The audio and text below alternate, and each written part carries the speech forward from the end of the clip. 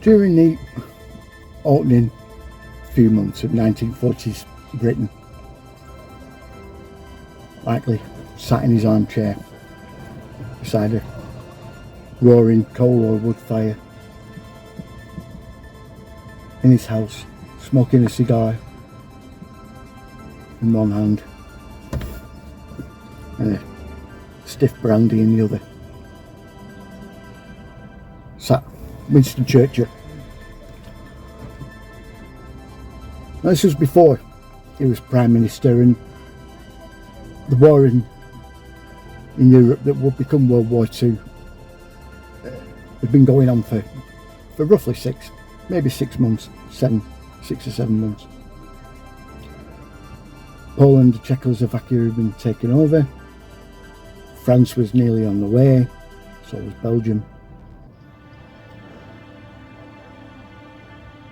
And Churchill was a bit despondent, but thinking deeply. You see, Churchill had seen the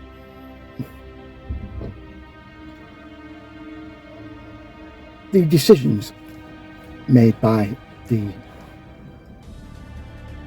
British political elite and American political elite towards Europe and the advance of communism and the rise of fascism, possible rise of fascism, their decisions as a failure. They'd failed to do the job and to stop the rise of both of those things. Two things that he considered extremely dangerous. You see, the rise of Hitler and now Stalin moving into Eastern Europe had taken quite a lot of people by surprise. And the UK had been considering possibly making a peace treaty with Hitler. Churchill saw this as a mistake. So he'd gone to see the military intelligence, the UK's military intelligence heads. At the time there was around 7 or 8 of them. Right. People often wonder why they're called MI5 and MI6, our intelligence agencies, and this is because there used to be 7 or 8 military intelligence officers, all of them doing varying different things. Propaganda, somewhat covert operations, industrial espionage, blah, blah, blah. Anyway. And he decided he was going to develop a plan, some way of ensuring that once defeated, and he was sure that they would, even at this early stage, but once defeated, fascism and communism would never be able to take a foothold in Europe again. Because at that time there was the Italian fascists in Italy, obviously, under Mussolini, Benito Mussolini. Franco, who was also a fascist, had taken over Spain after winning the Civil War. And like I said, we had Hitler in Germany, and pretty soon there was going to be Ceausescu in Romania, and you know the drill. Anyway, they came up with an idea because they've been watching the resistance movements that have been popping up in the occupied territory of the Germans, especially in Poland and in Czechoslovakia. There was already a resistance movement that started attacking and making themselves known. Likewise in Germany, people forget that even in Nazi Germany there was quite a battle-hardened and heavy resistance movement in Germany under Hitler's rule. And France was very close to surrendering at this point, and most of the French generals, the ones that weren't already socialist and quite Hitler friendly were already plotting how to create a resistance movement there. All of them were disjointed and not very well coordinated, and as a result their intelligence wasn't so good, and they missed a lot of good opportunities that a seasoned general would have noticed very easily and gone for. And this may have turned the tide of the war very early on. So his intelligence heads and Churchill decided that if Churchill got in, they would create what he would call, at the time, stay-at-home brigades,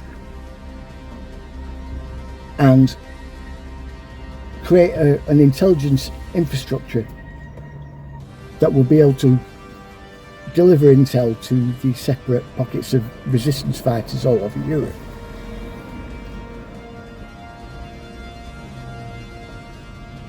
Now, this was only a plan in his head. Obviously he needed to win the election that was coming up at the end of 1940. So he had to concentrate on that at that point. But that plan was in his head, and then he wins the election. One of the first things he did was set up this sort of allied coordination team, if you will, within MI6 and MI5 particularly, and created these stay-at-home brigades, all separate pockets and separate nations. Now, like I said, it started off with resistance fighters, and these were even installed within what were considered neutral nations at the time as well, such as Finland, Sweden, Switzerland. Their task was essentially to cause chaos and to annoy the hell out of the Germans, hamper them, delay them, sabotage, terrorism, you name it. That was their job. Many of them were discovered, unfortunately, throughout the early 1940s, right up until the end of the war. But it wasn't until 1945 when Roosevelt and Churchill decided that they were going to keep these stay-at-home brigades going, but they were going to change their makeup anyway, because fascism had been defeated, communism had been contained, shall we say, for them. There were still the communist parties that were all over Europe, that were essentially born out of people's disaffection with the governments of the European governments at the time, and they were all over the place, and some of them were gaining a lot of power. So they used Italy as a test case initially, and organised weapons caches to be delivered and hidden by the Sicilian mafia. And these were for certain fascist sympathising groups who were still up for causing chaos, communist sort of factions that weren't in line with the other communist factions that were there. I know, using fascism and communism to fight fascism and communism sounds counterproductive, but there was logic behind it. There was also militias that were set up as well. Now, these fascist and communist groups were essentially the cover. They were who were going to take the blame for the actions that this militia was going to do. Now, they used the Vatican to essentially deliver orders and messages to these militias and groups and the mafia within Italy, essentially because in Italy at the time there was a Catholic church on every street corner virtually, and the Catholic priesthood is the oldest and most widespread intelligence service likely there is in the world. Their job was to disrupt the campaigns of certain candidates through any means necessary, and this would involve acts of terror against their own people, shootings, assassinations, sabotage. You get the general idea. Smear campaigns, blah blah blah blah blah.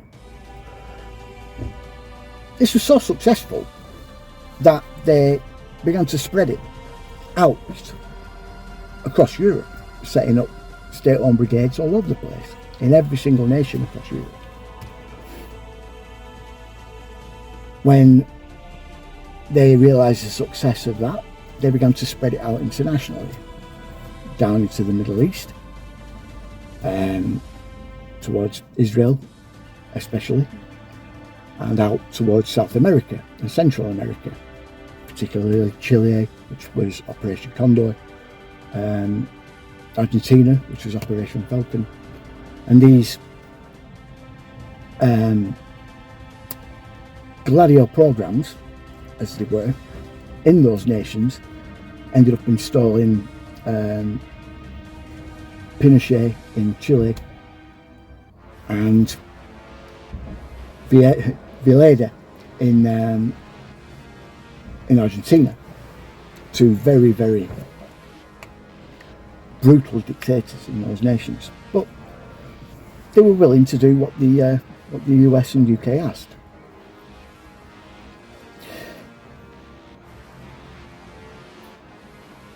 Over the years, over the span of about 20 years until JFK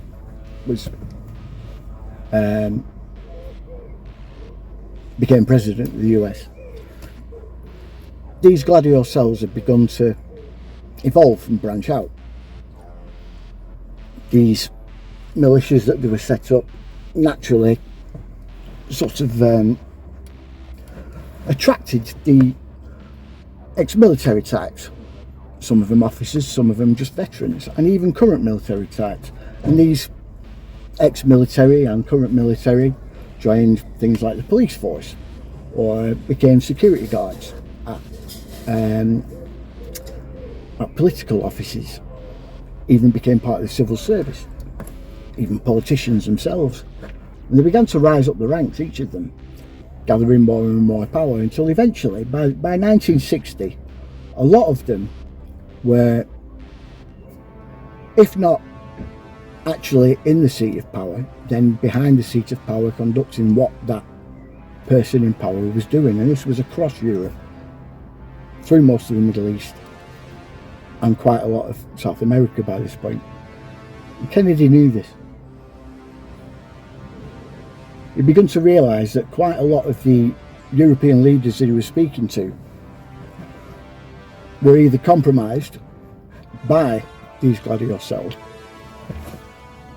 or were installed by these Gladio cells and doing the orders and bidding for these Gladio cells. These Gladio cells as well were also Intel, UK and US Intel agencies that were running it. To the United States, as you point out throughout the book, the U.S. involvement in Indochina, what you refer to as a 30 Years' War, began in 1945. One of the things that was very striking to me was your description of a series of rather significant steps that were taken with U.S. involvement in Indochina. A large relocation of population, some rather significant measures that disrupted the traditional culture and economic infrastructure of the country. And what you more or less seem to be suggesting is that these blunders, these actions taken without a real appreciation of the culture of the area, had as much to do with creating the conditions of chaos and warfare in Vietnam as anything else. I'd like you to tell our listeners something about this, because again, it's a rather unique vantage point view of what actually went wrong in Vietnam. I mentioned earlier that we had armed and equipped Ho Chi Minh, which would surprise a lot of people now, but that's how it happened. And then we broke away from that and began to arm the French until the French were defeated at Dien Bien Phu in 1954. In 54, there was an agreement in Geneva that the country would be separated at the 17th parallel into North Vietnam under Ho Chi Minh and South Vietnam under a question mark for a little while, Bao Dai, the old king. But very shortly, under Ngo Dinh Diem, an exile Vietnamese brought in there by the United States and made president of Vietnam about June or July of 54. But of equal importance, in January and February of 1954, the subject of what to do in Vietnam had come up several times. And people should be familiar with the fact, and I very carefully cite this from records, that Eisenhower, in speaking to the National Security Council, said he would never, he bitterly opposed, the words he used, to the introduction of American troops into Vietnam. He would never approve that. In less than a month from that meeting, the Dulles brothers and others, Secretary of Defense and some others, were meeting on what was called the Vietnam Committee of the National Security Council. And they approved an idea that Mr. Allen Dulles came up with, the Director of Central Intelligence, to introduce just 5 men into Vietnam as more or less special advisors with the support forces there that were there to aid this, get the country started. You know, as a country that had no existence, it had to get started. And he called that unit the Saigon Military Mission, put it under the control of Colonel Lansdale in the Philippines and other men. One of the first things they did was to use the paragraph in the Geneva Agreements that, in all fairness, it appeared, said, any North Vietnamese who would rather be in the South is free to go, and any South Vietnamese who would rather be in the North is free to go. What the Saigon Military Mission did was go into North Vietnam, and through all kinds of acts, terrorism, propaganda, frightening the people and everything else, they managed unbelievably to cause 1,100,000 of those North Vietnamese to move to South Vietnam. Now, it wasn't all done quite that simple. The U.S. Navy transports carried 660,000 on U.S. Navy vessels. In my book, I have photographs of the operation, just so people will know what really took place. CIA's aircraft, the Civil Air Transport Airline, which is a proprietary airline of CIA, carried between 300,000 and 400,000. Now, there's only one port in South Vietnam. That's at Saigon. So they have to go down the coast and up the river to Saigon and then turn these 1 million people loose. Now, can you just picture what would happen if 1 million people from New York were all of a sudden taken to Kansas City and just dumped loose? No money, no home, no food, no automobile, no TV, no nothing. You know, what are you going to do with them? Well, that's what happened in Vietnam. These people became rioters. They were, trying to get food. They didn't have drinking water. You can be up to your knees all day in a rice paddy, but you can't drink that water, and so on. A terrible situation came up, such that you'll remember the days when the fighting in Vietnam took place south of Saigon, not up in the north. If the Canadians were going to fight this country, would we expect the war to take place in Florida? Well, that's what was going on. This was a make-war deal, going back to the Malthusian theory that, well, these poor folks aren't going to make it anyway, so if we kill off that 1 million or 1.5 million or 4 million, as was more likely the number, so what? And that kind of thinking took place in that country. And the wartime fodder, the people that get shot at and chased around, to a great degree, were these 1 million. Now, in the 1 million, there were many fifth columnists put there very alertly by Ho Chi Minh and his forces. That exacerbated the problem. So when Vietnam came into being with that kind of a problem, and what do you do when you create a country today and you expect it to defend itself tomorrow? No army, no police, no tax system. You don't create a country in a day. And this was another problem, and we never really recognized it properly. Eisenhower himself in '54 said we should let the Vietnamese fight their own war. Well, it's a nice thing to think about, but they had no means of fighting the war. And the other man, armed to the teeth with weapons that we had brought to Vietnam, it was crawling on. Oh yeah, 1963.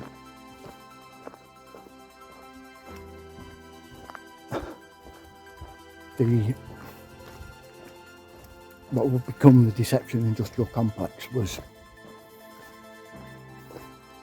well established in nations everywhere,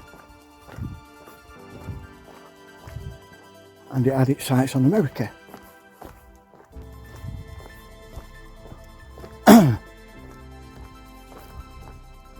I don't think they actually wanted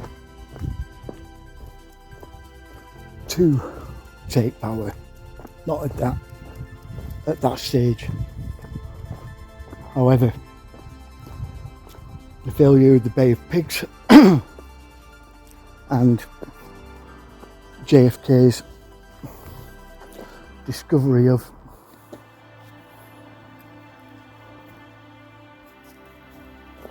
what they've been doing in Vietnam for 20 years already, since the end of World War II. They're meddling in Chinese affairs, the supplying of weapons to the Vietnamese, so they could to use against the French, that were then used against them on the ground in Vietnam when they had boots on the ground. They're essentially maintaining their plan to maintain the war and not win it. That was never the goal. That was never the aim. This was pretty well evident from all the restrictions that were placed on the American military when they were there, the forces, when they were in Vietnam, when they were able to chase them down, the Viet Cong down, when they hopped over the border into Laos or into Cambodia.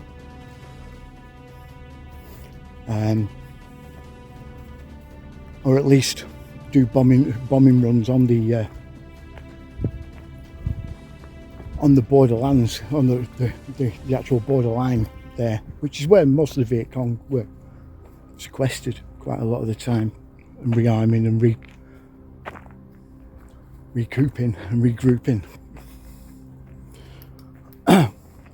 This model, the same kind of war model, became the go-to model across the board, and it was the same kind of thing. The same kind of setup was used religiously throughout the 20th century, and indeed up to present day. The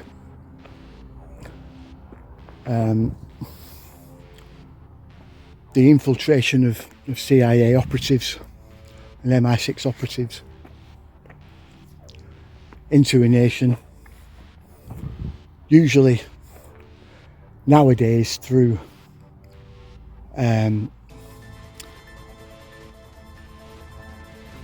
the natives of that country being offered scholarships in the US and then approached by the CIA, MI6 to then turn and become a CIA agent for them, CIA asset.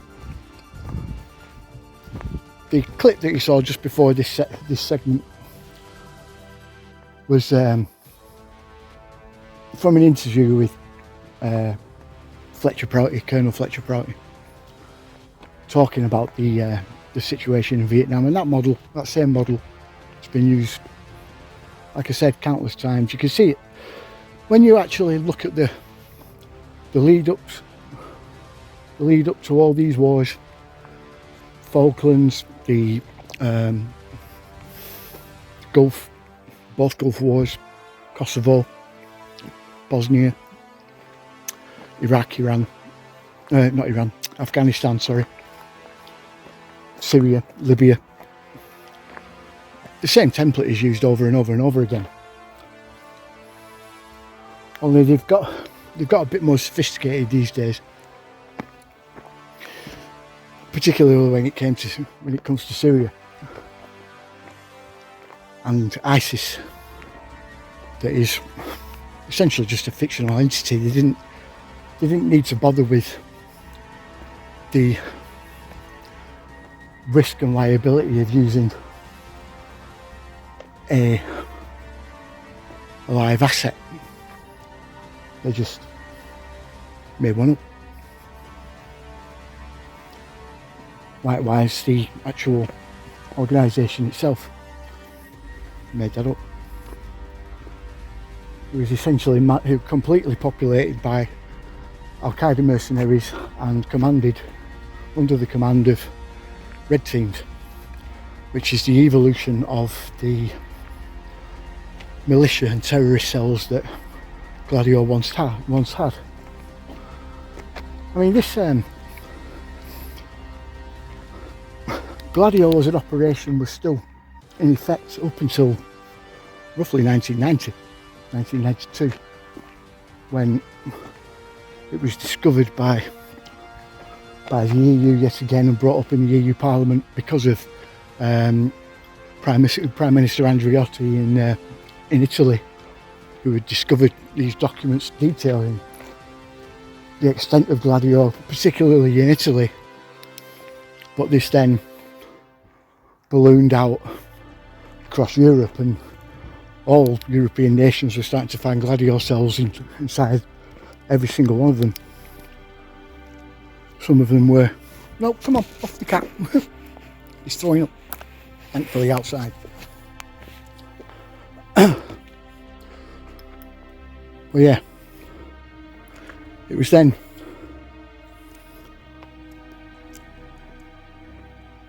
quickly discovered to the extent of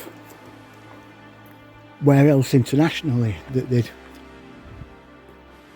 they had the tendrils, basically. One of them being Israel. I mentioned before about Netanyahu being a CIA asset, and like I said, it follows the same template. They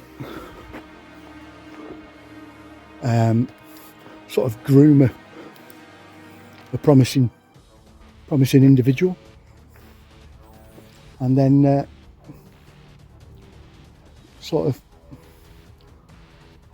give them little nudges to help them on their way. And with Netanyahu, it was his premiership of Israel. See, look what I came across. Thank you to you guys who send tips at CandaceOwens.com, tips at CandaceOwens.com, as well as you guys that tag me in everything. This is nuts. So this article was published in October of 1996. It's amazing that to find any of this information, we basically have to go back to the 90s, because now the press is so controlled in America. It's ironic and hilarious that we think that we have a free press in America when we have gotten infinitely less free to talk about subjects without the entire media colluding to come down on you.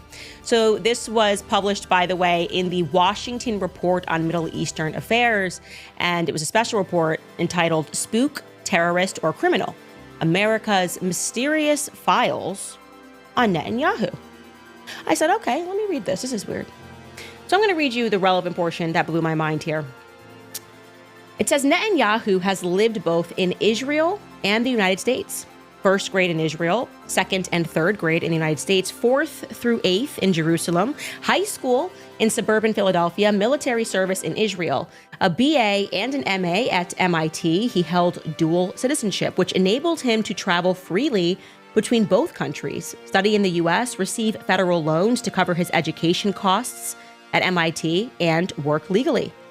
Like every U.S. citizen, Netanyahu has a social security number, a credit account, and numerous other files in a variety of government offices. Okay. Nevertheless, Netanyahu's files differ from those of most U.S. citizens. The Israeli weekly publication entitled Hayir, that is a publication that is weekly out of Tel Aviv, that reports that 4 requests for credit approval appear in the U.S. Social Security file number, and they gave the number of his Social Security. Under each request, one finds a different name: Benjamin Netanyahu, Benjamin Nitai, John J. Sullivan, and John J. Sullivan Jr. One man, four names. Benjamin Netanyahu is the name Israel's current prime minister was given at birth and which he now uses. In June of 1973, during his studies at MIT, Netanyahu submitted a petition to the Boston court asking to change his name from Netanyahu to Nitai, N-I-T-A-I. Quote, "I prefer a shorter name," he wrote on the request form. The petition was approved, thus the second name has an explanation. The last two names, however, remain a mystery. Furthermore, the address attached to these names, somewhere in Malibu, California, does not exist. Who then is John J. Sullivan? Israelis Biranit Gorin and Einat Berkovich from Hayir tried to find out. They looked into Netanyahu's credit account. The file is supposed to hold information regarding bank accounts, loans, credit cards, and so forth. Yet surprisingly, the file was empty. It is as if Netanyahu never had a debt, had never taken out a loan, and always paid his bills up front and in cash.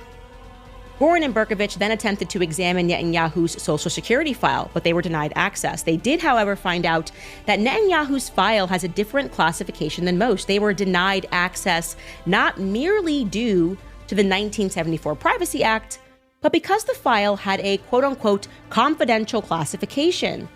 Gorin and Berkovich have explained that such a classification only applies to 5 categories of people: those who work for one of 3 federal agencies, the FBI, the CIA, the IRS, or those who are considered to be terrorists or criminals. Since it's unlikely that Netanyahu fits the latter 2 categories, or that he worked for the IRS, it appears that he was on the payroll of a secret agency, the CIA or the FBI. Oh, amazing. Okay, cool. Yeah, I didn't know any of that. I'm checking the chat here to see if... Israel isn't what people think. The Jews don't run the world either, as I've said many, many times. The people who actually have the power are the European royal lineages and black nobility lineages. They somewhat share power in a way.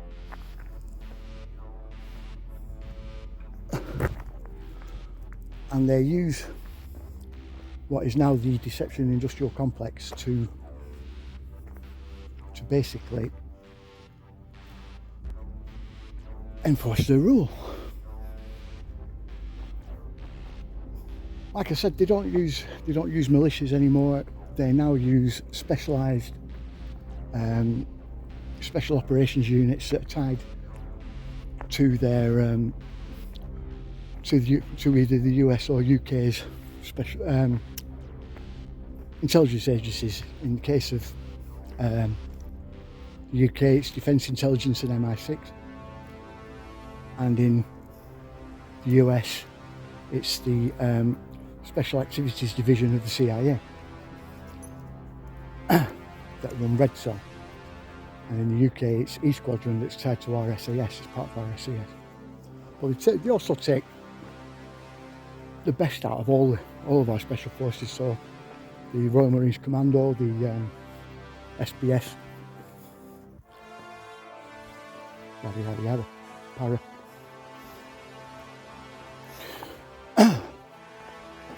These red team units are what conduct the military operations, assassinations,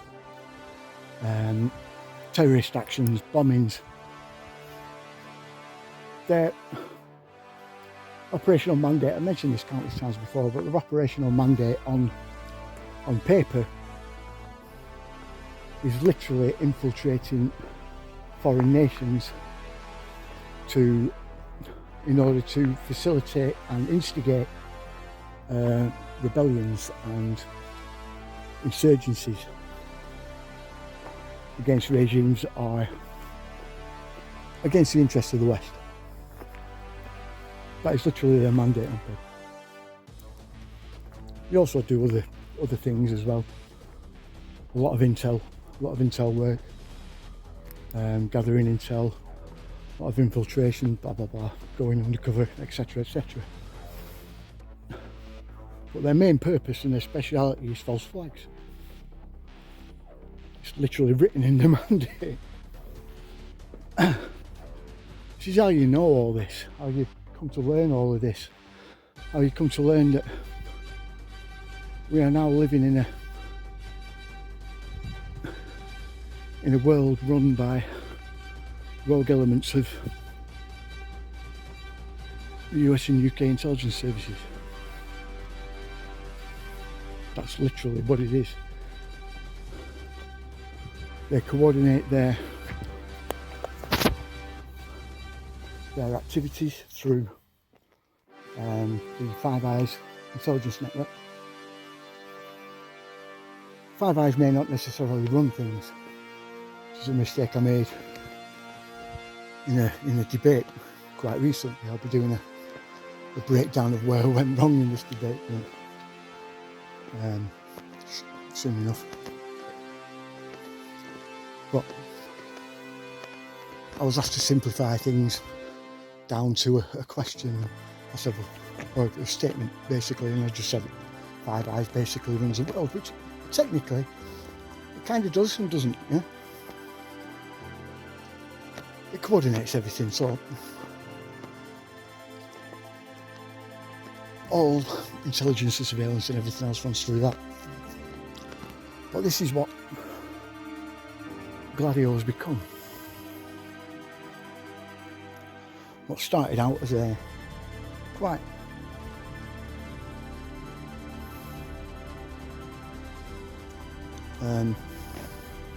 benevolent exercise as a means to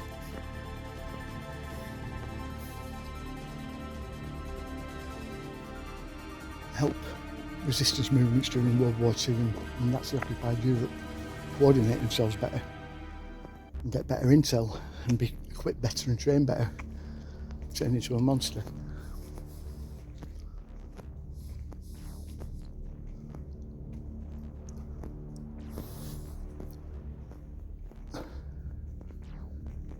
And it's this monster that we're going to look far deeper into. Like I said, Colonel Prouty covered the Vietnam War.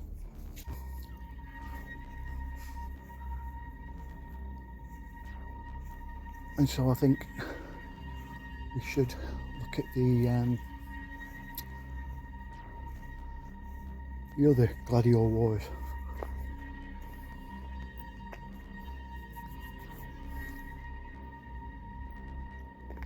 After Vietnam. I think the best place to start is probably with this.